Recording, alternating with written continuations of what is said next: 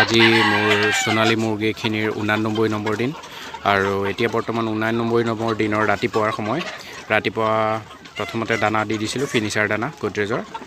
বৰ্তমানলৈকে সেইটো দানাই ব্যৱহাৰ কৰি আছোঁ। প্ৰথম আপোনাৰ 40-45 দিনমানলৈকে ষ্টাৰ্টাৰ ব্যৱহাৰ কৰিছিলোঁ, গোদৰেজৰ সোণালী দানা যোনটো, আৰু তাৰ পাছৰ পৰাই লাহে লাহে ফিনিচাৰ দানালৈ আহিলে মুৰ্গীখিনি।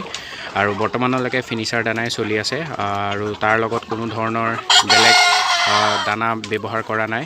কিছুমানে কি কৰে, চাউলৰ গুড়া নাইবা মাকৈ গুড়া ব্যৱহাৰ কৰে, কিন্তু মই তেনেকৈ একো কৰা নাই, সুদা দানাই ব্যৱহাৰ কৰি আছোঁ মুৰ্গীখিনিৰ ওপৰত।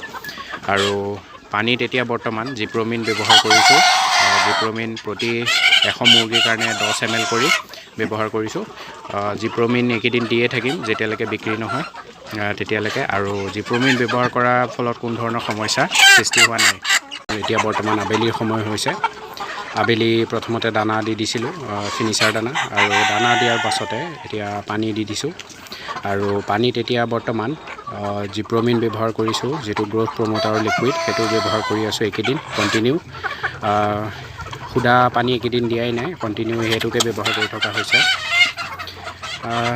বিক্ৰীটো কৰিব লাগিছিলে এইকেইদিনৰ ভিতৰতে, কিন্তু বেপাৰী দাম দিব নিবিচাৰে এতিয়া, যথেষ্ট বেয়া।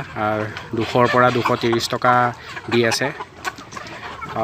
এনেকুৱা বজাৰ হৈ থাকিলে ফাৰ্মবোৰ লাহে লাহে বন্ধ হ'বলৈ আৰম্ভ হ'ব। আৰু যিহেতু যোনবিলাক প্ৰথমতে কৰিছে, প্ৰথমবাৰ কৰিছে, সেইবোৰতো অতি সোনকালেই নাইকিয়া হৈ যায়, যিহেতু দাম নাপায়, আৰু প্ৰথম যিহেতু কৰাৰ কাৰণে বেমাৰো বুজি নাপায়, আৰু সেইটো কাৰণে লছৰ সন্মুখীন হয়।